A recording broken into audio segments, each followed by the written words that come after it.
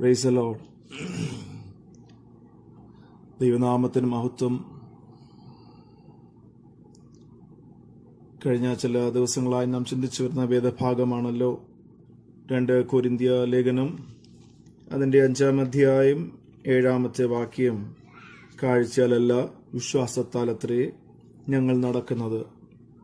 കഴിഞ്ഞ ദിവസം അവസാനമായി വായിച്ചു നിർത്തിയ വേദഭാഗം ഇങ്ങനെയായിരുന്നു. ദിനവൃത്താന്ത പുസ്തകം 12-ാം അധ്യായം അതിൻ്റെ 9-ാമത്തെ വാക്യം. നിങ്ങളുടെ ദൈവമായ യഹോവ നിങ്ങൾക്ക് തരുന്ന സ്വസ്ഥതയ്ക്കും അവകാശത്തിനും നിങ്ങൾ ഇതുവരെ എത്തിയിട്ടില്ലല്ലോ. തുടർന്ന് ചില വേദഭാഗങ്ങളെ ധ്യാനിച്ച് മുൻപോട്ട് ഈ വിശ്വാസയാത്രയുടെ പ്രാധാന്യത്തെക്കുറിച്ച് നമുക്ക് ദൈവസന്നിധിയിൽ മനസ്സിലാക്കുവാനും നമുക്ക് നമ്മുടെ ആത്മീയ ജീവിതത്തെ ബലപ്പെടുത്തുവാനും കർത്താവ് സഹായിക്കുമാറാകട്ടെ. നാം ക്രൈസ്തവ ജീവിതത്തിൽ പലവിധമാകുന്ന പ്രതികൂല സാഹചര്യത്തിൽ കൂടി കടന്നുപോയിട്ടുള്ളവരും പോകുന്നവരുമാണല്ലോ. ഒരു പക്ഷെങ്കിൽ ദൈവവചനം ശ്രദ്ധിച്ചുകൊണ്ടിരിക്കുന്ന നമ്മൾ പലരും വളരെ കഷ്ടതയിൽ കൂടി പോകുന്നവരായിരിക്കും. എന്നാൽ ദൈവത്തിന്റെ ഭക്തൻ പറഞ്ഞതുപോലെ നമുക്ക് ധൈര്യത്തോടെ പറയുവാൻ കഴിയണം, ഈ ഭൂമിയിലേതൊന്നുമല്ല ഞങ്ങളെ ആശ്വസിപ്പിക്കുന്നത്. ഈ ഭൂമിയിലെ മനുഷ്യനോ ഞങ്ങളുടെ ബന്ധുമിത്രാദികൾക്കോ രക്തങ്ങൾക്കോ ആശ്വസിപ്പിക്കുവാനും സമാധാനിപ്പിക്കുവാനും സഹായിക്കുവാനും കഴിയുന്നതിനപ്പുറമായി അനന്തമായ ഒരു ആശ്വാസം ഞങ്ങൾക്കുണ്ട്. അത് ദൈവത്തിന്റെ കൃപയിൽ ഞങ്ങൾ ആശ്രയിക്കുകയാണ്. എന്തുകൊണ്ടെന്നാൽ ദൈവത്തിന്റെ പ്രവൃത്തിയാണ് ഞങ്ങളുടെ ജീവിതത്തിന്റെ ആശ്വാസമെന്ന് നമുക്ക് തൻ്റെ ഇടത്തോടെയും തന്മയത്തോടെയും പറയുവാൻ ദൈവസന്നിധിയിൽ കഴിയണം. ഞാൻ എപ്പോഴും സർവ്വസാധാരണമായി പറയുന്ന ഒരു വേദഭാഗമാണ്. വചനത്തിനകത്തെ ഒരു ഭാഗമുണ്ട്. ശമൂവേൽ ബാലനെ കുറിച്ച്, അല്ലെങ്കിൽ അവന്റെ അമ്മയായ ഹന്നയെ കുറിച്ച് ഞാൻ പലപ്പോഴും പറയുന്നൊരു വേദഭാഗമാണ്. അതിങ്ങനെയാണ്: ഹന്ന ദേവാലയത്തിൽ വന്ന് പ്രാർത്ഥിച്ചു. രഹസ്യത്തിലുള്ള അവിടെ കണ്ണുനീരും പ്രാർത്ഥനയും നിലവിളിയും ആർക്കും തിരിച്ചറിയാൻ കഴിഞ്ഞില്ലെങ്കിലും ദൈവപ്രവൃത്തി അവിടെ ജീവിതത്തിൽ വെളിപ്പെട്ടപ്പോൾ ദൈവം അവളെ പരസ്യമായി മാനിക്കുവാൻ ഇടയായി തീർന്നു. എൻ്റെ പ്രിയപ്പെട്ടവരെ, നമ്മുടെ രഹസ്യമായി ഉള്ള പ്രാർത്ഥന പലതും മറ്റുള്ളവർക്ക് അതൊരു അരോചകമായി തോന്നിയെന്ന് വന്നേക്കാം. മറ്റുള്ളവർക്കത് മത്തുപിടിച്ചവരുടെ അവസ്ഥയാണെന്ന് തോന്നിയെന്ന് വന്നേക്കാം. വിധി എഴുതുന്ന ഒത്തിരി പേര് നമ്മുടെ ചുറ്റുമുണ്ടല്ലോ. എന്നാൽ പ്രാർത്ഥിക്കുന്നവന്റെ പ്രാർത്ഥനയുടെ ശബ്ദത്തെ തിരിച്ചറിയുന്ന ഒരു ദൈവം നമുക്കുണ്ടെന്ന് നാം വ്യക്തമായിട്ട് മനസ്സിലാക്കണം.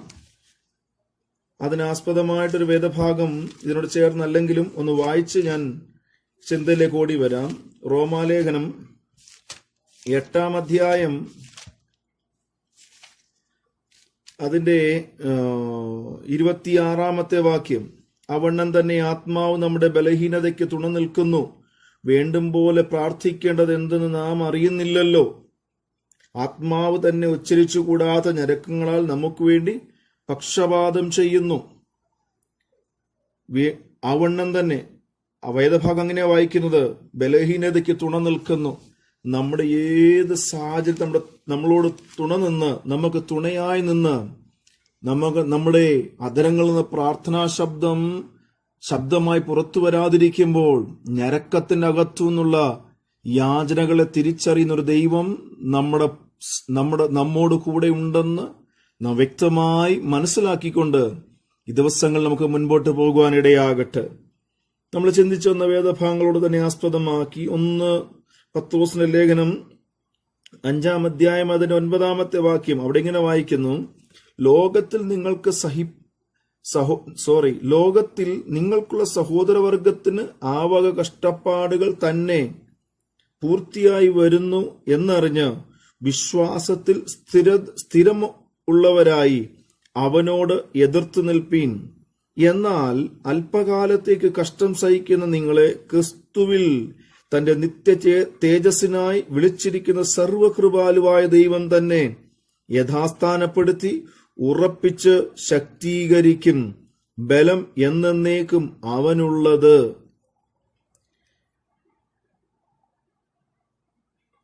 ഞങ്ങൾ കാഴ്ചയാലല്ല വിശ്വാസത്താൽ അത്രയെന്ന് നടക്കുന്നെന്ന് പൗലോസ് പറയുമ്പോൾ, ഈ യാത്ര എന്ന് പറയുന്നത് നമ്മളെ വീഴ്ത്തിക്കളയുവാൻ എപ്പോഴും പിശാച് എങ്ങനെയാണെന്നറിയാമോ? അലറുന്ന സിംഹം പോലെ. അതിന്റെ മുകളിലത്തെ വാക്യമുണ്ട്, നിർമ്മതരായിരിപ്പീൻ, ഉണർന്നിരിപ്പീൻ, നിങ്ങളുടെ പ്രതിയോഗിയായ പിശാച് അലറുന്ന സിംഹം എന്ന പോലെ ആരെ വിഴുങ്ങേണ്ടു എന്ന് തിരിഞ്ഞ് ചുറ്റി നടക്കുന്നു. അവൻ എപ്പോഴും ദൈവഭക്തന്മാരെ വീഴ്ത്തിക്കളയുവാൻ അവസരങ്ങളെ നോക്കി അവൻ ചുറ്റി നടക്കുകയാ. വിഴുങ്ങിക്കളയേണ്ടതിന്, നശിപ്പിച്ചു കളയേണ്ടതിന്, ഭക്തന്റെ നിലവിളിയും പ്രാർത്ഥനയ്ക്കും ഒരു വിശ്വാസിയുടെ യാത്രയ്ക്ക് പോലും തടസ്സമായി നിൽക്കേണ്ടതിന് അവൻ പല പ്രതികൂലങ്ങളെയും കൊണ്ടിടുവാൻ ശ്രമിക്കുമ്പോൾ ഇവിടെ വചനം പറയുന്നു, ലോകത്തിൽ നിങ്ങൾക്കുള്ള സഹോദരവർഗത്തിന് ആവക കഷ്ടപ്പാടുകൾ തന്നെ പൂർത്തിയായി വരുന്നു എന്നറിഞ്ഞ് വിശ്വാസത്തിൽ സ്ഥിരമുള്ളവരായി അവനോട് എതിർത്തു നിൽപ്പീൻ. അപ്പോൾ നമുക്ക് വേണ്ടതെന്നറിയാമോ? നമ്മുടെ വിശ്വാസയാത്രയിൽ, ദൈനംദിന ജീവിതത്തിൽ നമ്മൾ സ്ഥിരതയുള്ളവരായിരിക്കണം. എങ്ങനെയാ സ്ഥിരത ഉളവാക്കുന്നതെന്നറിയാമോ? എങ്ങനെയാ സ്ഥിരത ഉളവാക്കുന്നത്? മരുഭൂമിയിൽ നീണ്ട വർഷക്കാലം യാത്ര ചെയ്തിട്ടും ദൈവസന്നിധിയിൽ ദൈവം ചെയ്ത നന്മകളെ ഇടയ്ക്കിടയ്ക്ക് മറന്നു പോകുന്നവരുടെ കൂട്ടത്തിലല്ല ദൈവം നമ്മളെ വിളിച്ചിരിക്കുന്നത്. ദൈവം നമ്മെ വിളിച്ചിരിക്കുന്ന, ദൈവം നമുക്ക് ചെയ്ത ഉപകാരങ്ങളൊക്കെ ഓർക്കണം. അപ്പോൾ തന്നെ വിശ്വാസയാത്രയുടെ തികവോടുകൂടി, ലക്ഷ്യബോധത്തോടുകൂടി നമ്മുടെ യാത്ര മുൻപോട്ട് കൊണ്ടുപോകുവാൻ ദൈവത്തിന്റെ സന്നിധിയിൽ നമ്മളെ തന്നെ സമർപ്പിക്കണം. നാം ലക്ഷ്യബോധമുള്ളവരാണെന്നുള്ളത് നമുക്ക് തന്നെ ബോധ്യമുണ്ടായിരിക്കണമെന്ന് ഞാൻ വ്യക്തമായി ദൈവവചനത്തിൽ കൂടി ഓർപ്പിക്കുകയാണ്. ഇവിടെ പറയുന്നു, നമുക്ക് മാത്രമല്ല കഷ്ടതയും കഷ്ടപ്പാടുമുള്ളത്, നമ്മുടെ സഹോദരവർഗങ്ങൾക്ക്, അതായത് ദൈവപൈതലായിരിക്കുന്ന, വിശ്വാസിയായിരിക്കുന്ന ഓരോരുത്തർക്കും എന്തുണ്ടെന്നറിയാമോ? കഷ്ടതകളുണ്ട്, കഷ്ടപ്പാടുകളുണ്ട്. പക്ഷെങ്കിൽ ഒരു കാര്യമാ, അവരെ പോലെ തന്നെ പൂർത്തിയായി വരുന്നു എന്നറിഞ്ഞ് വിശ്വാസത്തിൽ നമ്മൾ എങ്ങനെയുള്ളവരാകണം? സ്ഥിരതയുള്ളവരായിരിക്കണം. എന്നിട്ട് എന്ത് ചെയ്യണമെന്നറിയാമോ? അവനോട് എതിർക്കണം. ആരോടാ? പിശാചിന്റെ തന്ത്രങ്ങളോട് എതിർക്കണം, പിശാചിനോട് എതിർക്കണം. എന്നാൽ അല്പകാലത്തേക്ക് കഷ്ടം സഹിക്കുന്ന നിങ്ങളെ ക്രിസ്തുവിൽ തന്റെ നിത്യ തേജസ്സിനായി വിളിച്ചിരിക്കുന്ന സർവകൃപാലുവായ ദൈവം തന്നെ യഥാസ്ഥാനപ്പെടുത്തി ഉറപ്പിച്ച് ശക്തീകരിക്കും. അപ്പോൾ അവൻ നമ്മെ ഉറപ്പിക്കും. ഉറപ്പാ. ഈ ഭൂമിയിലെ പലരുടെയും വാക്ക് പറഞ്ഞിട്ടുള്ള ഉറപ്പല്ല നമ്മുടെ ഉറപ്പെന്ന് പറയുന്നത്. നമ്മുടെ ഉറപ്പ് എന്താണെന്നറിയാമോ? നമ്മളെ വിളിച്ച സർവശക്തൻ അവന്റെ വാക്കിനാൽ നമ്മെ ഉറപ്പിക്കുന്നവനാണ്. കാരണം എന്തെന്നറിയാമോ? അവന്റെ വായിലെ വാക്കുകൊണ്ട് അവൻ സകലത്തെ ഉളവാക്കുന്ന ദൈവമാണെന്ന് വചനം പഠിപ്പിക്കുന്നു. അങ്ങനെയാണെങ്കിൽ ഇന്ന് പകൽക്കാലം ഈ വചനം കേൾക്കുമ്പോൾ നമ്മുടെ ഹൃദയത്തിനകത്തെ ദൈവഹിതമല്ലാത്ത ചിന്തകളെ നാം മാറ്റിക്കളയണം. ദൈവഹിതമല്ലാത്ത വിചാരങ്ങളെ നാം മാറ്റണം. എന്തുകൊണ്ടെന്നാൽ ദൈവത്തിന്റെ പ്രവർത്തിക്ക് തടസ്സമായി നിൽക്കുന്ന സകല ചിന്താകുലങ്ങളും മാറി ദൈവത്തെ നമ്മൾ മഹത്വപ്പെടുത്തണം. ഒരു വേദഭാഗം കൂടെ വായിക്കുന്നു, എബ്രായ ലേഖനം 10:38 വാക്യം. എന്നാൽ എന്റെ നീതിമാൻ വിശ്വാസത്താൽ ജീവിക്കും, പിന്മാറുന്നു എങ്കിൽ എന്റെ ഉള്ളത്തിനവനിൽ പ്രസാദമില്ല. 35 മുതൽ വായിച്ചാലേ അതിന് വ്യക്തത വരച്ചുള്ളൂ. അതുകൊണ്ട് മഹാപ്രതിഫലമുള്ള നിങ്ങളുടെ ധൈര്യം തള്ളിക്കളയരുത്. ദൈവേഷ്ടം ചെയ്ത് വാഗ്ദത്തം പ്രാപിപ്പാൻ സഹിഷ്ണുത നിങ്ങൾക്ക് ആവശ്യം. ഇനി എത്ര അല്പകാലം കഴിഞ്ഞിട്ട് വരുവാനുള്ളവൻ വരും, താമസിക്കുകയുമില്ല. എന്നാൽ എന്റെ നീതിമാൻ വിശ്വാസത്താൽ ജീവിക്കും, പിന്മാറുന്നുവെങ്കിൽ എന്റെ ഉള്ളത്തിനവന് പ്രസാദമില്ല. പ്രിയപ്പെട്ടവരെ, ഈ വിശ്വാസയാത്ര ഒരു ദിവസം കൊണ്ടോ 2 ദിവസം കൊണ്ടോ തീരുന്നതല്ല.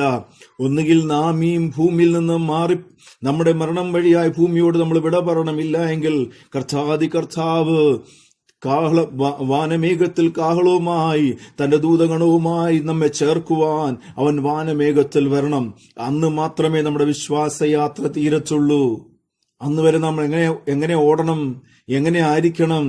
നമ്മൾ ദൈവഹിതം മനസ്സിലാക്കി അവന് വേണ്ടി വിശ്വാസത്താൽ ജീവിക്കുവാൻ പിന്മാറുവാനല്ല, പിറുപിറുക്കുവാനല്ല, ദൈവസ്ഥല ഉറപ്പോടും ധൈര്യത്തോടും മുന്നേറുവാൻ തക്കവണ്ണം ഇടയായിത്തീരണം. Praise the lord. ഗലാത്യർ 2:20 പറയുന്നു, സ്വർഗത്തിൽ ഏറ്റവും വലിയ സ്ഥാനമുള്ളവൻ.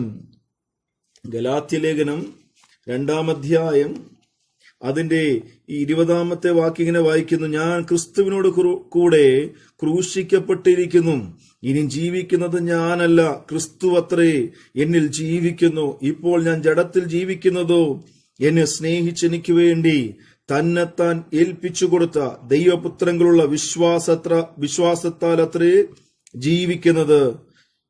നോക്കണമേ, ഞാൻ ജീവിക്കുന്നത് എങ്ങനെയാണെന്നറിയാമോ? വിശ്വാസത്താലാ ജീവിക്കുന്നത്. പിന്നെ ഞാൻ ക്രിസ്തുവിനോട് കൂടെ എങ്ങനെയായിരിക്കുന്നു? ക്രൂശിക്കപ്പെട്ടിരിക്കുന്നു. ഇനിയും ജീവിക്കുന്നത് ഞാനല്ല, പിന്നെ ആരാ ജീവിക്കുന്നത്? എന്നിൽ കൂടി എന്റെ ക്രിസ്തുവാ ജീവിക്കുന്നത്. അതുകൊണ്ടാ പൗലോസ് ഒന്ന് കൊരിന്ത്യ ലേഖനത്തിനകത്ത് വ്യക്തമായിട്ട് പറഞ്ഞിരിക്കുന്നത്, 4-ാം അധ്യായം അതിന്റെ 4 മുതൽ വായിക്കുമ്പോൾ, നമ്മൾ ക്രിസ്തുവിന്റെ പ്രതിമയാണ്, ക്രിസ്തുവിന്റെ പ്രകാശനമാണ്. 5:20 വരുമ്പോൾ നമ്മുടെ ക്രിസ്തുവിന്റെ സ്ഥാനാധിപതികളാണ് എന്ന് പൗലോസ് വ്യക്തമായിട്ട് പറയുന്നു. അതായത് പത്രം നോക്കുന്നവൻ പത്രത്തിനകത്തെ വാർത്ത വായിക്കുന്നത് പോലെ നമ്മെ കാണുന്നവൻ നമ്മിൽ കൂടി ക്രിസ്തുവിനെ വായിക്കണം. കണ്ണാടി എന്ന് പറയും നമ്മളെ തന്നെ പ്രദർശിപ്പിക്കുന്നുവെങ്കിൽ, ഹല്ലേലൂയ, നമ്മളെ കാണുന്നവർ നമ്മിൽ കൂടി ക്രിസ്തു എന്ന വീണ്ടെടുപ്പുകാരനെ കാണുവാനിടയാകണം. സ്ഥാനാധിപതിയുടെ അധികാരമെന്ന് പറയുന്നത് അവൻ ഏത് സ്ഥാനത്ത് അവനെ ആക്കിയിരിക്കുന്നുവോ ആ ചുറ്റുപാടുമുള്ള, അല്ലെങ്കിൽ അവനെ ആക്കിയിരിക്കുന്ന ദേശത്തിന്റെ, ഏത് രാജ്യത്തിന്റെ സ്ഥാനാധിപതിയാണോ ആ രാജ്യത്തിന്റെ ജനത്തിന്റെ വീണ്ടെടുപ്പിനും വിടുതലിനും അവൻ കഴിവുള്ളവനും തയ്യാറുള്ളവനുമായിരിക്കണം. ഏൽപ്പിച്ചൊരു ദൗത്യമുണ്ട് നമുക്ക്. വിശ്വാസയാത്രയിൽ ഒരു ദിവസം പോലും മുടങ്ങിപ്പോകാതെ, നമ്മുടെ വിശ്വാസയാത്ര ചോർന്നു പോകാതിരിക്കേണ്ടതിന്, നമ്മളെ വിളിച്ചവന്റെ സൽഗുണങ്ങളെ ഘോഷിക്കേണ്ടതിന് നാം ആരാന്നറിയാമോ? രാജകീയ പുരോഹിത വർഗമ. 1 പത്രോസ് 2:6 വാക്യം ഇങ്ങനെ പറയുന്നു, ഞാൻ ശ്രേഷ്ഠവും മാന്യമായൊരു മൂലക്കല സിയോനിലിടുന്നു, അവനിൽ വിശ്വസിക്കുന്നവൻ ലജ്ജിച്ചു പോകുകയില്ല. അടുത്ത 9 വരുമ്പോൾ ഇങ്ങനെ കാണുന്നുണ്ട്, നിങ്ങളോ അന്ധകാരത്തിൽ നിന്ന് തന്റെ അത്ഭുത പ്രകാശത്തിലേക്ക് നിങ്ങളെ വിളിച്ചവന്റെ സൽഗുണങ്ങളെ ഘോഷിപ്പാൻ തക്കവണ്ണം തിരഞ്ഞെടുക്കപ്പെട്ടൊരു ജാതിയും രാജകീയ പുരോഹിതവർഗവും വിശുദ്ധ വംശവും സ്വന്ത ജനവുമാകുന്നു. നമ്മൾ എവിടെയായിരുന്നറിയാമോ? അന്ധകാരത്തിലായിരുന്നു. അവിടുന്ന് നമ്മെ വിളിച്ചു വേർതിരിച്ച് രക്തം കൊണ്ട് ശുദ്ധീകരിച്ച് പാപം കഴുകി നമ്മെ വിലയ്ക്ക് മേടിച്ച ഒരുവൻ നമുക്കുണ്ട്. അതുകൊണ്ട് ഒരു കാര്യം വ്യക്തമായിട്ട് ഓർക്കണം, പൗലോസ് പറയുന്നത് പോലെ പറയാനിടയാകണം, ഞങ്ങൾ കാഴ്ചയാലല്ല വിശ്വാസത്താലത്രേ ഞങ്ങൾ നടക്കുന്നത്. സ്വർഗത്തിൽ ഏറ്റവും വലിയ സ്ഥാനമുള്ളവൻ, അധികാരമുള്ളവൻ, തന്റെ കൈക്കുമ്പിളിൽ സകലത്തെയും വഹിക്കുന്നവൻ, അൽഫയും ഒമേഗയും, ഇരുന്നവനും വീണ്ടും വരുന്നവനും, 7 പൊൻവിളക്കുകളുടെ നടുവിൽ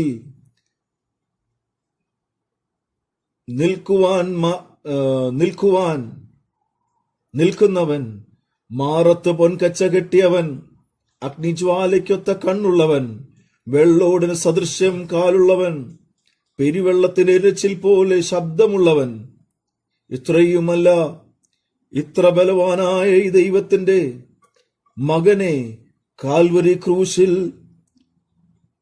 തകർക്കുവാൻ ഗബദയുടെ കൽത്തടത്തിൽ കെട്ടിയിട്ട് അവനെ അടിക്കുവാൻ പിതാവിന് മനസ്സ് നമ്മളോട് തോന്നി. എന്തുകൊണ്ടെന്നറിയാമോ?